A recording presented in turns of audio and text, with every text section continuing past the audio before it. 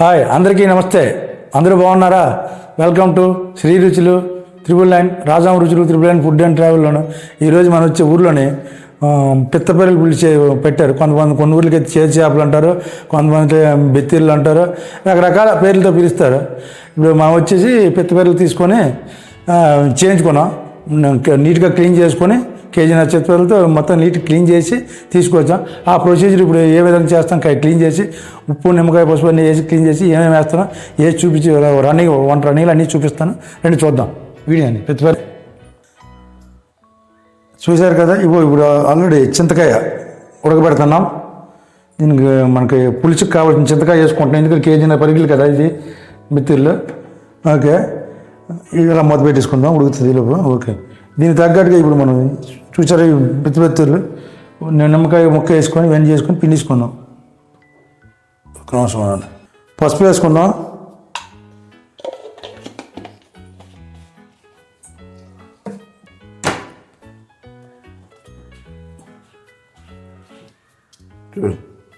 ఏమాత్రం ఉప్పు వేసుకుందాం.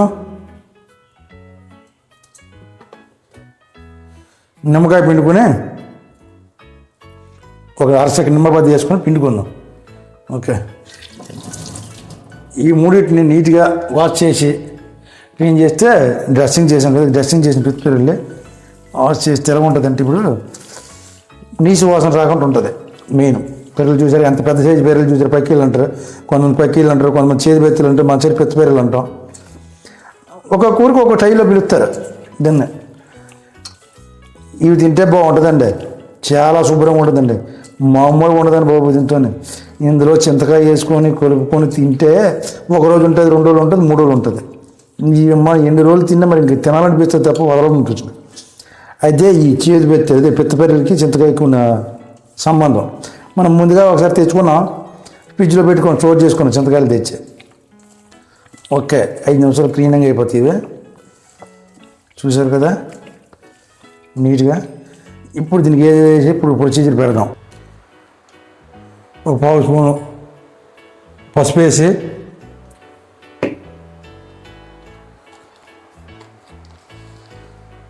ఒక స్పూను ఉప్పు వేసుకొని చిన్న స్పూను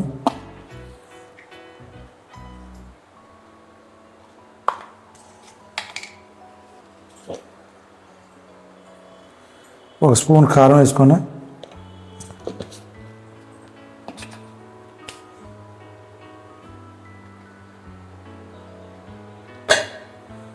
ఒక చెంచా ఆయిల్ వేసుకొని ఈ మూడింటిని బాగా మిక్స్ చేసుకుంటూ మసాజ్ చేసి పెట్టేద్దాం, మసాలా పెట్టినట్టుగా. ఓకే, పెడితే అప్పుడు కరెక్ట్గా మనం ప్రొసీజర్లోకి వెళ్ళేసరికి బాగా ఉప్పు కారం అన్ని మసాలా పడతాయి. అప్పుడు రెడీ లాడించుకోవచ్చు. జర బాగా పట్టేసి ఉడితే ఈ చింతకాయ బాగా పట్టాలి కదా, బాగా ప్రతి ముక్కకు మసాలా పెడితే చింతకాయ పెడితే అప్పుడు ఉంటుందండి దీని లెక్క. బాబా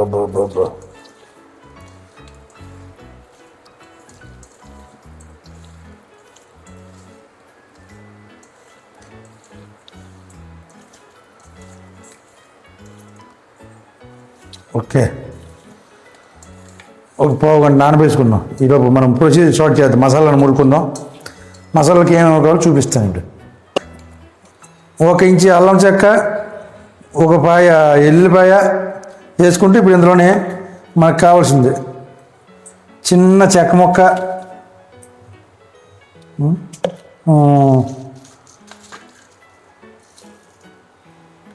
1 అర స్పూన్ ధనియాలు, మొత్తం కలిపి 1.5 స్పూన్ ధనియాలు, 1 చెంచా జీలకర్ర,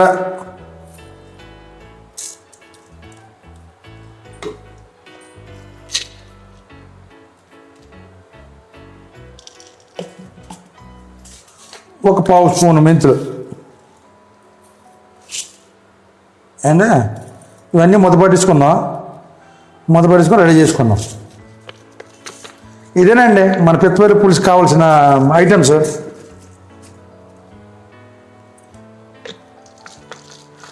ఇది ముద్ద మెత్తగా పేస్ట్ చేసుకుందాం.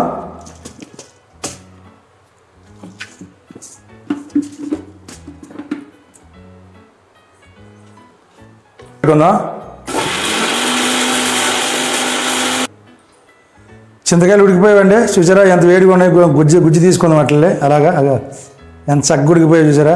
ఈ చింతకాయ చారుతోని పిత్తపల్లి పులుసులోని వేసుకొని తింటే ఉంటుందండి. దీనికి ఒక సామెత ఉందండి, ఎక్కడెక్కడో పుట్టి ఎక్కడెక్కడో పెరిగి ఎవరి నోట్లోకి తిరగాలటండి. ఇది మొత్తం మీద ఈ పిత్తపల్లి పులుసు అలా ఉంటుందండి.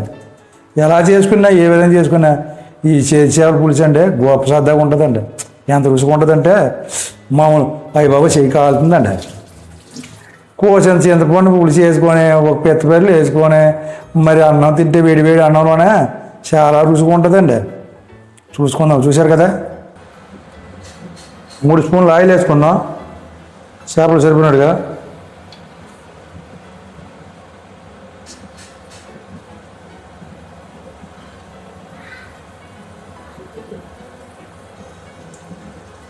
ఇది మెంతి గింజలు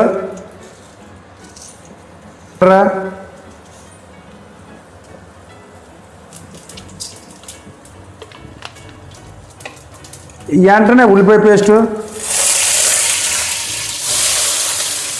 దంచి పెట్టుకుని ఉల్లిపాయ పేస్ట్ చేద్దాం. పెద్ద సైజు ఉల్లిపాయ తీసుకొని దంచుకున్నాం కదా, అదే చిన్న కచ్చా గ్రైండ్ చేసాం. టైం అయిపోతుంది కనుక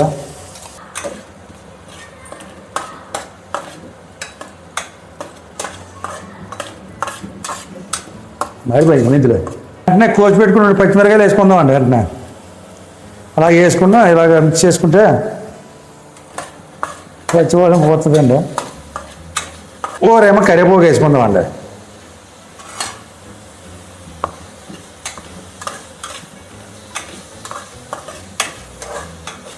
చూసారా కరివేపాకు వేయగానే ఎంత వాసన వస్తుంది, గుమ్మ వాసన వస్తుందండి. సింపుల్గా మాటలుగా ఎంత సగ్గు వేసి కూర్చునుకోండి. చింతకాయ చేపల పులుసు, మన అదే పిత్తపల్లి చింతకాయ చేపల పులుసు అండి. అలాగే కిలో 60 రూపాయలు తీసుకున్నాడండి. మరి ఎందుకని అడిగితే 100 రూపాయలు 2 కిలోలు ఇచ్చామనం అండి. 100 రూపాయలు 2 కిలోలు ఇచ్చారు. ఈ ఫ్రెష్గా అప్పుడు పెట్టిన చేపలు కదా, ప్రశాంతంగా చెరువు దగ్గరికి వెళ్ళి తీసుకున్నాము. మసాలా మొత్తం ఇప్పుడే దంచి పెట్టుకుని మసాలా మొత్తం వేసుకున్నామండి. 1 స్పూన్ ఉన్నారు. ఓకేనండి.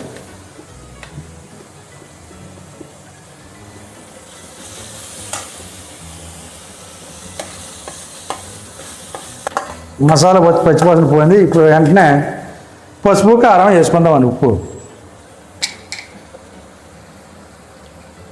1 పావు పసుపు,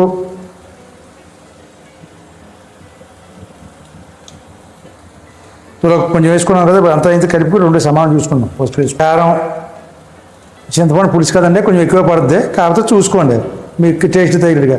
మొత్తం కలిపి 3 స్పూన్లు వేయవండి. 1 స్పూన్ వేసాం కదా, పచ్చిమిర్చి వేసాం.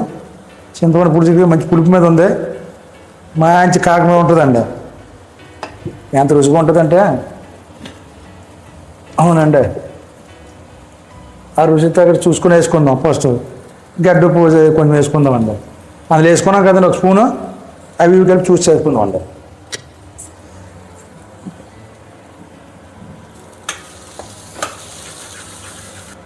ముందుగా తీసుకున్న చింతపండు చింతపిక్క పులుపండి గుజ్జు తీసుకున్న దగ్గరికి. ఓకే, ఇలా కలుపుకుంటూ కోసేపు మరపెడతామండి. ఇలాగా అప్పుడు బాగుంటుందండి. దీని లెక్క వేరేగా ఉంటుందండి. చూసారా ఎంత చక్కగా వస్తుందో, మంచి పులుపుగా. ఏమైనా కన్సిస్టెన్సీ ఉంటే మనకు కావాల్సినంత వాటర్ యాడ్ చేసుకుందామండి. సార్ అదే కొంచెం పలసగా కావాలా చెక్క కావాలా కొంచెం చూసుకొని చేసుకుందామంట. మనకైతే కొంచెం పలసగా ఉండాలండి చారు, అప్పుడు బ్రహ్మాండంగా ఉంటుందండి. చింతకాయ చారు కదా, ఉడికి సలాంది ఇంకా బాగుంటుంది. ఓకే, చూసారండి. దీనికి తగ్గట్టు నీళ్ళు పోసుకున్నామండి. ఏమాత్రం లూజు ఉంటే ఉడికేటప్పుడు కొంచెం చెక్కబడుతుందండి, సరిపోతుందండి. ఇట్లా ఉండి మనకి ఇంకేముంటుంది చూడండి పులుసు. ఇంకా ఏం కలర్ పులుగు వచ్చిందా చూస్తూనే తాగేళ్ళనిపిస్తుందండి.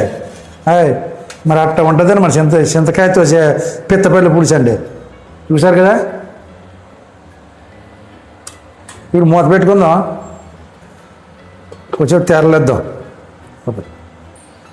మంచి గొప్పలు ఆడుతుంది చూడండి, అంత ఎంత దీనికి దమ్ము పొగొచ్చిందే. ఏం తెలియని చూడండి అయ్యా, కొత్త కొత్త కొత్త కొత్త తెలియపోతుంది. అబ్బో ఏముందండి ఎవరమ్మా, వాసన చూస్తే నీళ్ళు తాగిలనిపిస్తుంది వెంటనే నోట్లు పోసుకొని.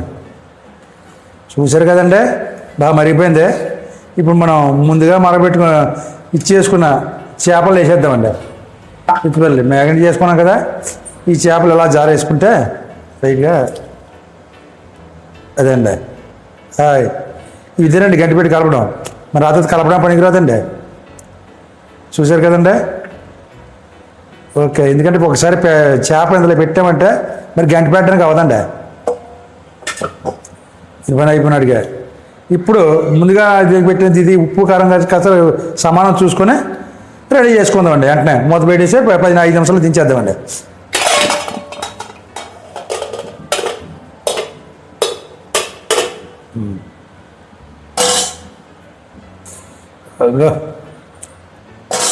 లోపంలో పెట్టి ఉప్పు కారం చూసుకుందామండి. ఉప్పు కారం కరెక్ట్ సెట్ అయిందో చూసుకొని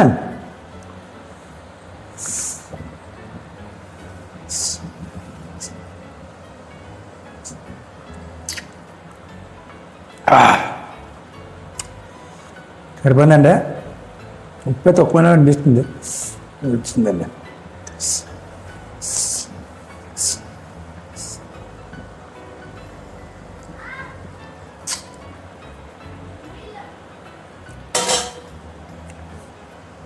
చిన్న చేదు వచ్చింది చూసారా, చిన్నది వస్తుంది.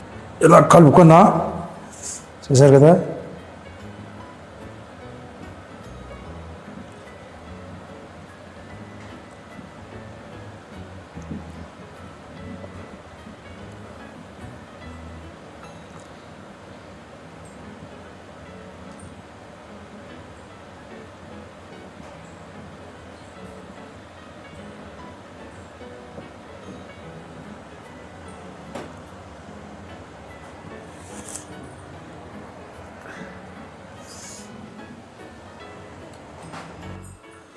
మొత్తం చూసుకుందాం.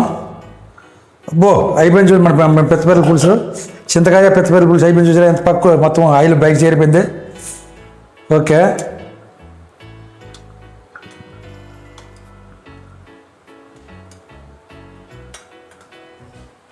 ఈ మాత్రం లూజుకుంటే అన్నంలో కలుపుకుంటే బెమ్మలు కూడా చేరలాగా. ఇప్పుడు చల్లారాక ఇంక దగ్గర పెట్టిపోద్ది అండి. ఎంత చక్కగా వచ్చింది చూడండి. ఇదండి చింతకాయకి పెద్దపల్లి కుండలు ఇంకండి. ఇంక తింటే ఉంటుందండి ఇక స్వామిరంగా. ఇంక అట్ల నుంచి అట్టేనండి. మరి స్వర్గం అంచులోకి వెళ్ళి వచ్చేస్తామండి మనం.